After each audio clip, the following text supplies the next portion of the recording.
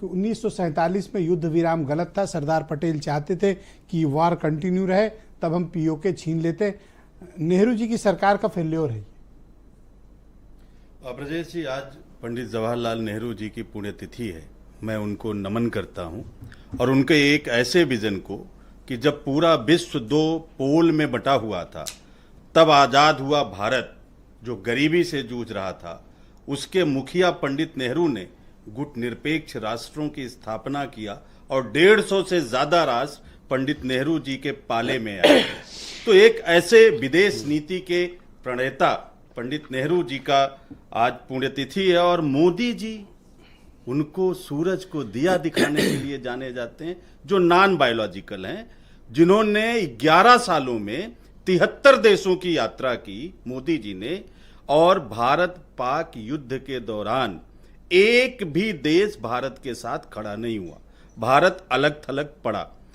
नेपाल और भूटान जैसे राष्ट्र जो हमेशा भारत के साथ थे, उन्होंने भी पाकिस्तान को आतंकवादी राष्ट्र नहीं कहा। एक भी देश खुल के नहीं खड़ा हुआ। और पाकिस्तान के साथ तुर्की, अजरबैजान और चाइना, यहां तक कि ट्रंप, जिसका जिक्र अभी कर्नल साहब कर रहे थे, वो भी पाकिस्तान के साथ खड़े नजर आए। 11 दिनों में 8 बार ट्रंप साहब ने यह कहा है कि हमने युद्ध रुकवा दिया, सीज फायर करवा दिया, और 3 बार उन्होंने कहा कि हमने धमकाया, ट्रेड रोक देंगे। मोदी जी के मित्र डोनाल्ड के बारे में मोदी जी एक शब्द नहीं बोल पा रहे हैं। क्यों नहीं बोल पा रहे हैं? बताएं तो, ट्रंप ने रुकवाया या मोदी जी ने रोका? आप किसके कहने पे नेहरू जी ने रोका था, ये तो बता दो। मैं उस पर आऊंगा। मेरे पास वो तो ट्रंप का ट्वीट पब्लिक डोमेन में है, ट्रंप ने इंटरवीन करके रुकवाया। मैं एक पत्र पढ़ रहा था जिस सरदार पटेल जी की बात कर रहे हैं मोदी जी, इनको ज्ञान नहीं है। पढ़े लिखे तो ज्यादा थे नहीं, खुद कहते हैं कि हाई स्कूल से ज्यादा मैं पढ़ नहीं पाया था।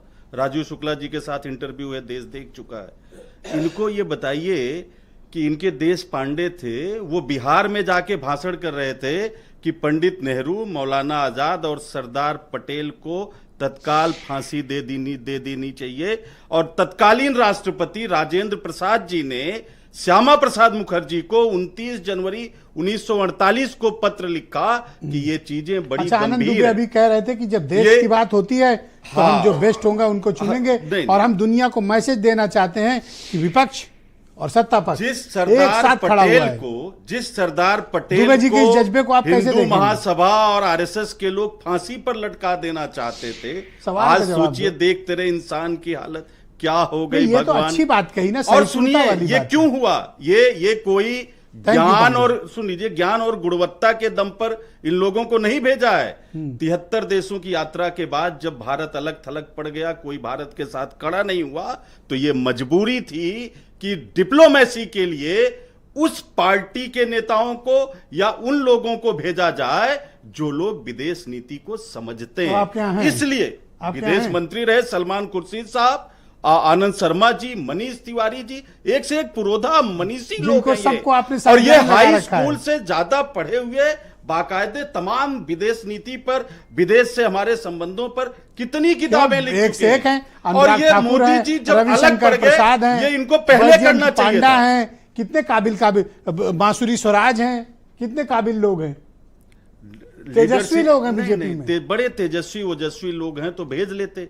अलग थलग पड़ गया भारत, जो है विश्व में पहली बार हमारी कूटनीति इतनी खराब हुई। कुवैत से बात करके आपके कुवैत ने, ब्रजेश जी लास्ट बात कह दूं, कुवैत ने पहली बार पाकिस्तान का वीजा फ्री कर दिया 5 साल के लिए और श्रम कानून पर समझौता करने जा रहा है। भारत के 30% मजदूर कुवैत में काम करते हैं और उसका असर भारत के मजदूरों पर पड़ने वाला है। बहुत शुक्रिया सर। मैं विनय राय जी को आमंत्रित